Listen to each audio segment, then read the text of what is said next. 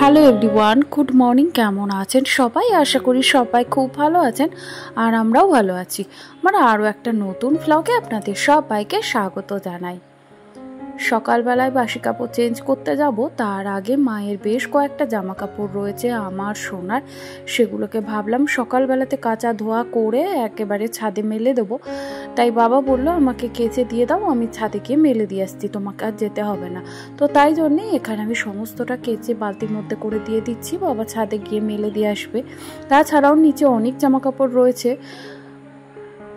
গতকালকে সারা রাতি প্রায় আমরা জাগা, আসলে মা ভীষণ অসুস্থ হয়েছিলেন। আমি বিয়ের পর থেকেই দেখতে পাচ্ছি যে মায়ের একটাই সমস্যা, গ্যাসের সমস্যা।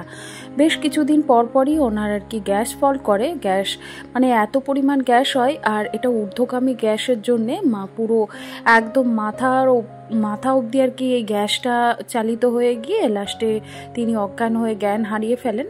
তো তখন সামলানোটা বড্ড কষ্টকর হয়ে যায়, তাই বাড়ির সবাই মিলে তার মাথায় জল টল দিয়ে তাকে রাত্রিবেলায় সুস্থ মোটামুটি একটুখানি মানে ভালো হলেন, তারপরে উনি গিয়ে ঘুমোলেন। আর আমরাও সেই তারপরেই একটু আধটু আর কি ঘুমানো, তবে সেইভাবে ঘুমটা ঠিক হয়নি।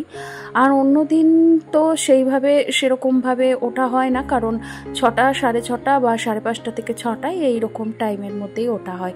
সোনার পড়া থাকে, আর এছাড়াও সংসারের অনেক দায়িত্ব থাকে যেগুলো আমার উপর নির্ভর করছে, তো তাই জন্য একটু সকাল সকাল ওঠা হয়। তবে আজকে আবার সেই দিক দিয়ে একটু লেট করেই ওঠা হয়ে গেছে, কারণ খুব যে একটা লেট করেছি তা নয়, আসলে ঘুমটা ভেঙেছিল, তবে সেইভাবে ঘুমোয়নি বললেই চলে। সারা রাতি প্রায় জাগা, ভোরের দিকে চোখটা একটু লেগে এসেছিল। সোনার সকালে পড়া ছিল, তাই সোনাকে আজকে আর আমার দিতে হয়নি। ও বাড়ির সামনে থেকে টোটোতে করে গেছে এবং সে একা একাই চলে আসবে, তো তাই জন্য এই কাজটা আমার আর ছিল না। আর যথারীতি ড্রেস চেঞ্জ করে ফ্রেশ হয়ে একদম গোপাল সোনাকে জাগিয়ে নিয়েছি। এবার গোপাল সোনাকে জল মিষ্টি দিয়ে তাকে আরতি করিয়ে তার সমস্ত কিছু রেডি করিয়ে তারপরে আমি সংসারের আদার্স যে কাজগুলি থাকে সেইগুলি করে নেব। মা একটু আগে ঘুম থেকে উঠেছে, তবে মাকে বলা হয়েছে যে একটু পরে উঠতে, তবে মা আজকে আর সেভাবে মানে ঘুমোচ্ছে না, আসলে শরীরটা দুর্বল রয়েছে। তো তবে অনেকটাই গ্যাস মানে কমে গেছে, তবে আরও মনে হচ্ছে কিছুটা আছে। তবে সকালবেলায় উঠে তার চা মুড়ি খাওয়ার আগ দিয়ে তাকে আরও গ্যাসের ওষুধ আর কি খাওয়ানো হবে। তো তার ওষুধ মেডিসিন আর কি চলে, তবুও মাঝে মধ্যে এরকম সমস্যা দেখা দেয়। আর এই দেখুন এখন সকালবেলায় পুজো সমস্তটাই হয়ে গেছে, তবে আজকে আর সকাল সকাল ফুলটা আগে ভেবেছিলাম তুলবো, কিন্তু ওটা আগে যদি করতে যেতাম তাহলে পুজো করতে অনেকটা লেট হয়ে যেত, তাই ভাবলাম পুজোটা সেরে নিই তারপরে গিয়ে ফুলটা তুলবো।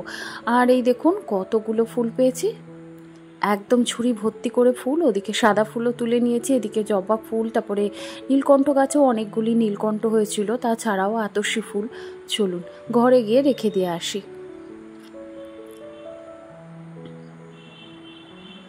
আজকে সোনার স্কুল যাওয়ার কথা আছে, তবে জানি না কি করবে, কারণ ওর পায়ে বড্ড ব্যথা বেড়েছে। আমাকে সকালবেলায় বলছিল যে সারা রাত জেগেই যথারীতি সে পড়েছে। আজকে তার টিউশন ক্লাসে পরীক্ষা রয়েছে, তাই পরীক্ষা দিয়ে আসার পরে যাবে কিনা আমি ঠিক শিওর নই। তবে তার টিফিনটা, যদি সে যায় স্কুলে, তবে তার টিফিনটা আমাকে রেডি করতে হবে। আর সে যখন প্রাইভেট টিউশন কমপ্লিট করে বাড়ি আসবে তখন আর চাইলেও কিন্তু টিফিন রেডি করা যায় না, আর বেলা 4:30 অবধি তাকে না খাইয়েও ঠিক রাখা যায় না।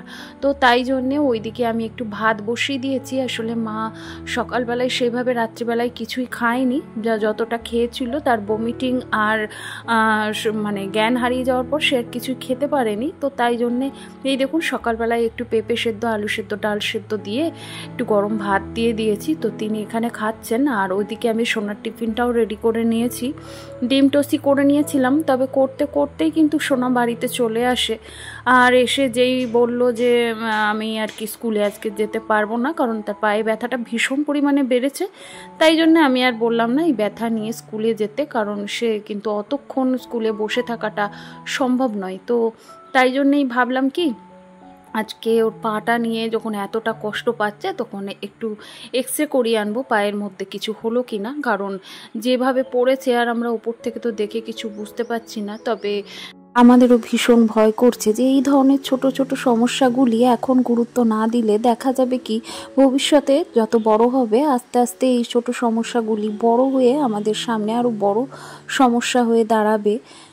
সকালবেলা থেকে সেরকমভাবে কিছুই রান্না করতে পারিনি, ওইদিকে ডাল আলু সেদ্ধ ভাতই করেছিলাম, তো সেটাকেই এখন ভাইকে দিয়ে দিচ্ছি কারণ বাজে প্রায় 10টা 15 আর ভাই বলল যা হয়েছে তাই দিয়েই আমাকে খেতে দিয়ে দাও। সে খেয়ে কিন্তু আর অপেক্ষা করতে পারবে না, তার গাড়ির সময় হয়ে গেছে। তো তাই জন্যে তাকে ওই ডাল আলু সেদ্ধ ঘি দিয়ে আর সাথে কয়েকটা চিপস ছিল তো সেটা দিয়েই আমি তাকে ভাত দিয়ে দিয়েছি।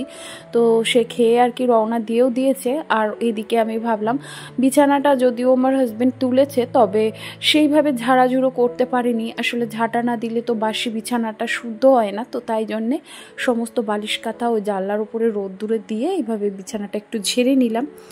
আর এর মাঝখানে আমি ঝাড় দিয়ে ঘর দোর মোছামুছি অনেকটাই করা হয়ে গেছে। আর এদিকে মায়ের জন্য একটু গরম জল দিয়ে দিলাম, আসলে মা ঠান্ডা জলে স্নান করে না, রোদ্দুরে জল অথবা গরম জল, তার রোদে জল আজকে দিতে একটু দেরি হয়ে গেছিলো, ওই জন্য আমি রোদ্দুরে জলটা দিয়ে আর ওদিকে অল্প একটু জল আমি গ্যাসে বসিয়ে দিয়েছিলাম, তো সেটাই এখানে মিক্সড করে আমি এখানে দিয়ে দিলাম। তো মা ওদিকে স্নানটা করে নেবে আর এপাশে আমি আস্তে আস্তে রেডি হচ্ছি কারণ আমাকেও যেতে হবে একটু মানে এক্স রে করাবো যে সেইখানটায়। তো ওইখানটায় আসলে সকালের দিকটা গেলে একটু ভিড়টা কম থাকে।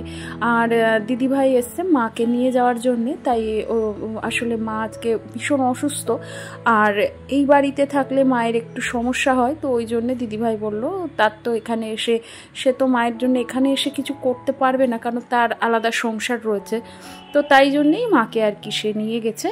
তো কিছুদিন রেস্ট নিয়ে এসে তারপরে আবার এখানে আসবে।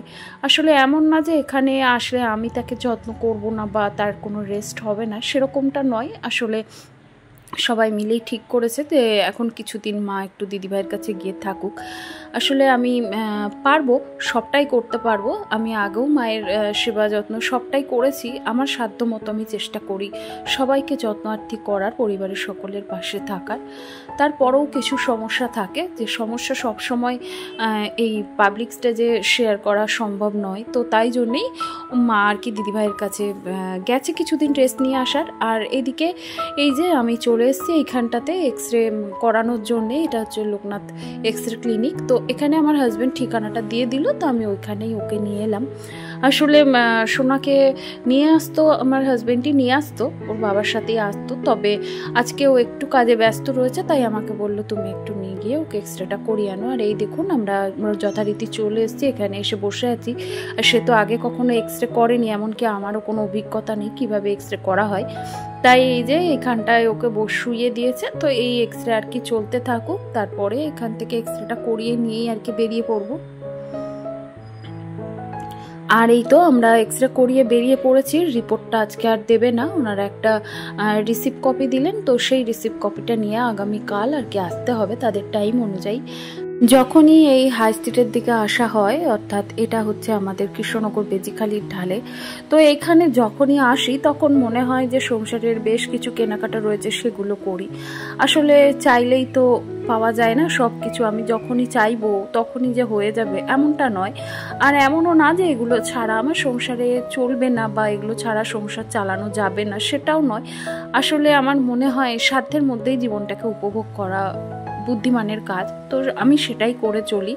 আর এই মানসিকতা যতক্ষণ আমার নিজের মধ্যে থাকবে ততক্ষণ কিন্তু আমি এইরকমভাবেই থাকতে পারবো বা আমার আদার্স কোনো প্রত্যাশা আমার মনের মধ্যে জাগবে না, আর আমি সেটাই চেষ্টা করি। আর এই তো বাড়িতে পৌঁছে গেছি, আর বাড়ি এসে সোনার কিন্তু একটু খিদে পেয়ে গেছে, তাই ওকে আসলে সারা রাত জেগে পড়াশোনা করেছে, তারপরে পাটাও ব্যথা, ওই জন্য বললাম ওকে খেয়ে একটু শুয়ে পড়তে, ঘুমিয়ে নেক। আর এদিকে স্নান টান সব কিছুই কমপ্লিট, শুধুমাত্র আমি বাকি রয়েছি এগুলো করে।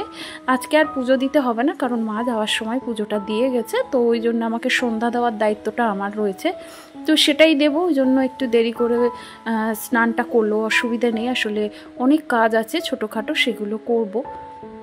আর এদিকে সোনাকে খেতে দিয়ে নিলাম। আসলে আমি চেষ্টা করি আমার সাধ্যের মধ্যে যতটুকু সম্ভব ততটুকু দিয়েই আমি আমার সংসারটাকে সাজিয়ে রাখবো, সংসারটাকে ভরিয়ে রাখবো। আর সাধ্যের বাইরে গিয়ে প্রত্যাশা কখনোই আমি করি না। আর এইভাবেই এই মানসিকতা নিয়েই ছোট থেকে মানুষ হয়েছি। আর এই মানসিকতাই আমি নিজের মধ্যে জাগিয়ে রাখার চেষ্টা করি।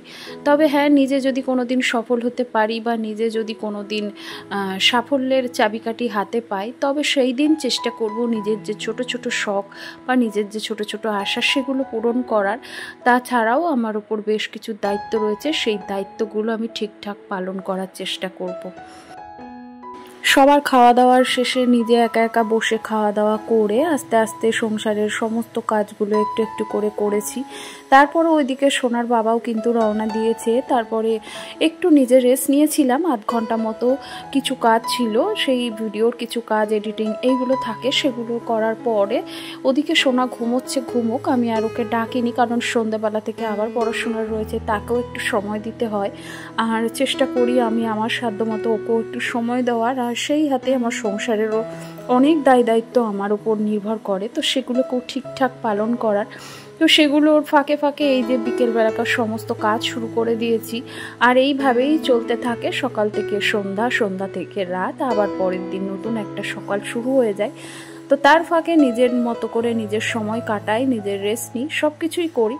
আর এরই মধ্যেখানে বেশ কিছু নিয়মও থাকে, সেগুলোও করার চেষ্টা করি। আসলে এই নিয়মগুলো যে আমার করতেই হবে এমন বাধ্যতামূলক নয়, তবুও আমার ভালো লাগে এইভাবে ঘরদোর গুছিয়ে পরিষ্কার পরিচ্ছন্ন করে রাখতে।